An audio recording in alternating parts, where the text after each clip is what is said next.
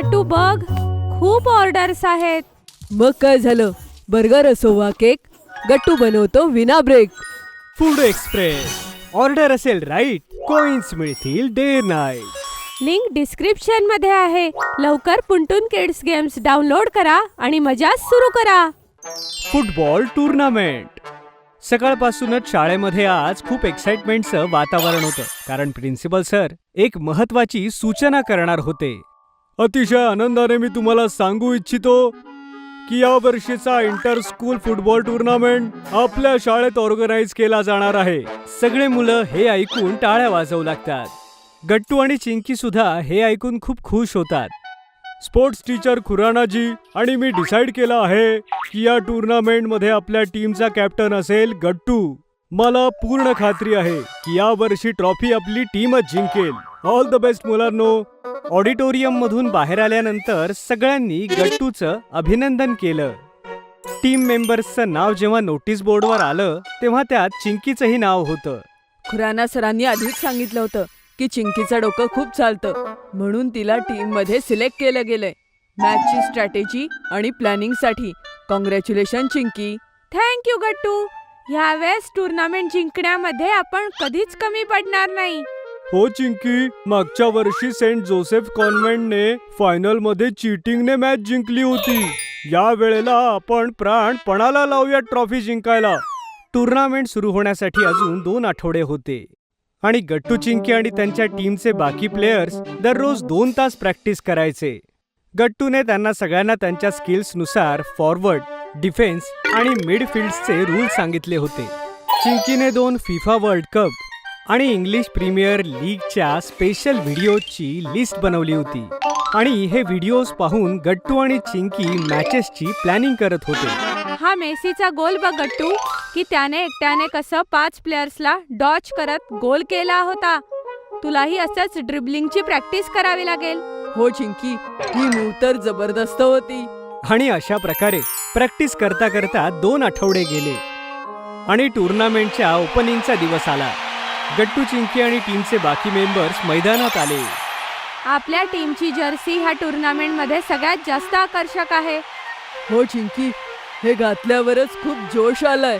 शाळेचं स्टेडियम दर्शकांनी भरलं होतं.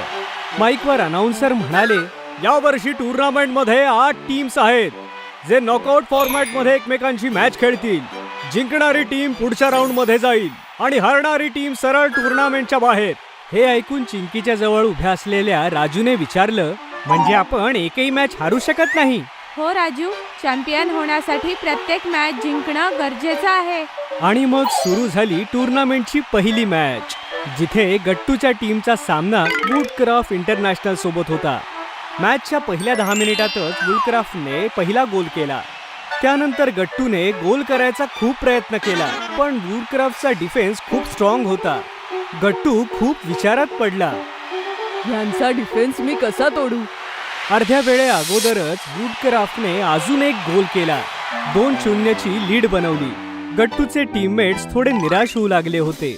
अरे यार, आपण 2 गोल्सनी मागे गेलो. असं वाटतं आपण पहिल्याच राऊंड मधून टुर्नामेंट मधून बाहेर होऊ. तेवढ्यात चिंकी सगळ्या प्लेयर्सना म्हणाली, कम ऑन गाईज, आपण निराश नाही झालं पाहिजे. मी हे नोटीस केलंय की वुडक्राफ्टचे प्लेयर्स आपल्यापेक्षा जास्त थकलेले आहेत.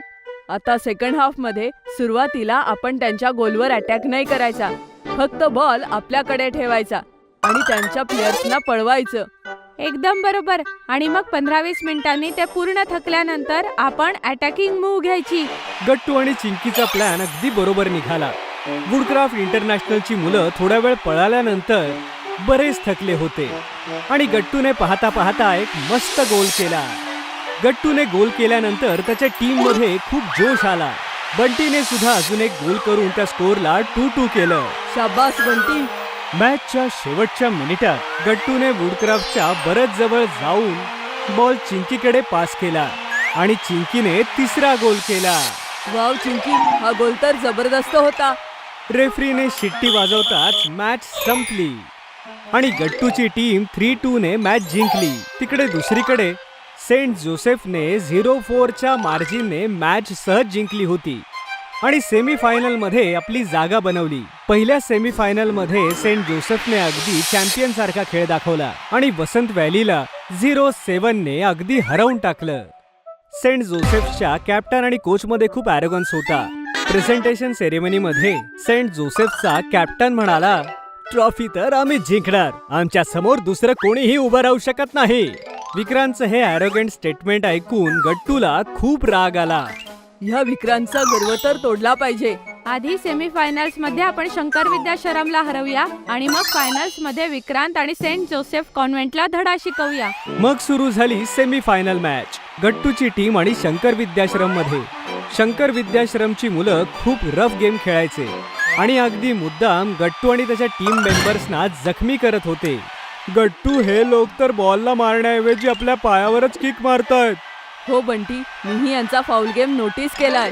गट्टूने कॅप्टनच्या नात्याने रेफरीकडे तक्रार केली आणि जेव्हा शंकर विद्याश्रमच्या मुलांनी राजूला पाडलं तेव्हा त्याला रेफरीने येलो कार्ड दाखवलं. अर्ध्या वेळेपर्यंत स्कोअर 1-1 होता, पण अर्ध्या वेळेनंतर शंकर विद्याश्रमचा गेम अजूनच अग्रेसिव्ह झाला आणि त्यांच्या कॅप्टनने फाऊल करून गट्टूच्या डाव्या पायाला किक मारली. गट्टू जमिनीवर पडला आणि चिंकी त्याच्याकडे धावतच आली. गट्टू, लागला तर नाही ना? नाही चिंकी, काळजी नको करूस. पण जखम खूप मोठी होती आणि रेफरीने शंकर विद्याश्रमच्या कॅप्टनला रेड कार्ड दाखवून गेम मधून बाहेर केलं. गट्टू मोठ्या कष्टाने उठला आणि हळूहळू चालू लागला. गट्टू, तू बाहेर आरामात बस, अशा अवस्थेत खेळू नको. नाही बंटी, ही संधी आहे आपल्याला मॅच जिंकण्याची. त्यांच्या कॅप्टनला रेड कार्ड दाखवलंय. आता ते फक्त 10 प्लेयर्स आहेत. आता मी मॅच जिंकल्यानंतरच आराम करेन.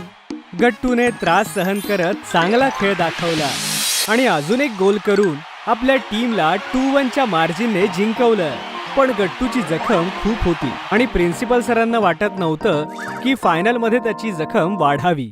गट्टू, तू ही फायनल मॅच स्किप कर. जर ही जखम अजून वाढली तर खूप प्रॉब्लेम होऊ शकतो.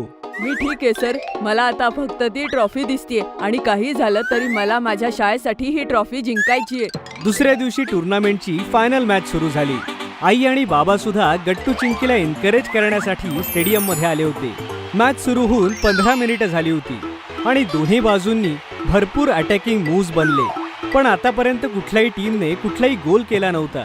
सेंट जोसेफच्या कोचने कॅप्टन विक्रांतला म्हटलं, त्यांच्या टीमचा मेन थ्रेड गट्टू आहे. तुम्ही 2 प्लेयर्सला बॉल द्या की ते नेहमी गट्टू जवळ राहतील आणि त्याला कुठलाही मूव बनवायची संधी देऊ नका. विक्रांतने असंच केलं आणि त्याचे 2 प्लेयर सतत गट्टूच्या सोबतच राहायचे. आता गट्टूला कुठलीही मूव बनवणं अवघड झालं होतं. चिंकी, सेंट जोसेफच्या 2 प्लेयरनी गट्टूला घेरला आहे. हो राजू, आपल्याला आता काहीतरी करावं लागेल.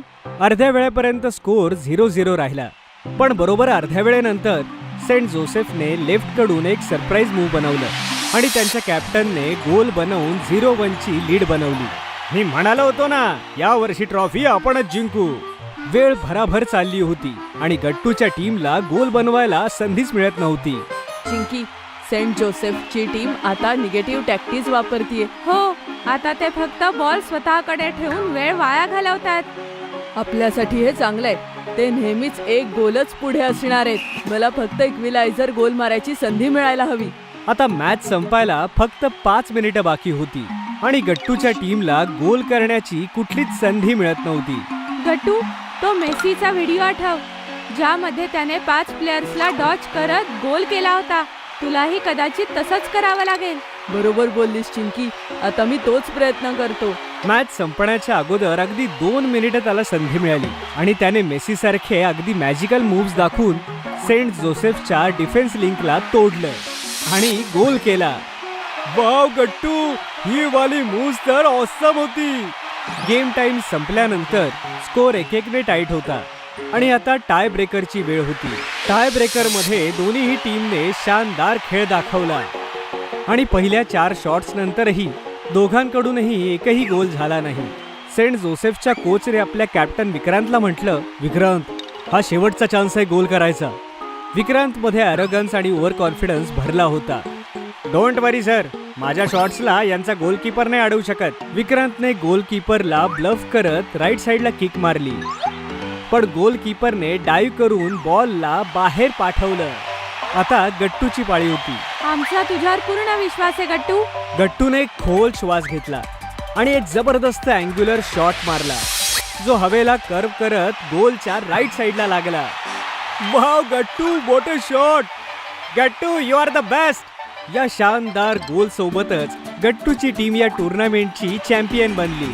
तसंच सेंट जोसेफच्या कॅप्टन आणि कोचचा घमंड तुटला होता आणि विक्रांत मान खाली घालून चुपचाप तिथून गेला.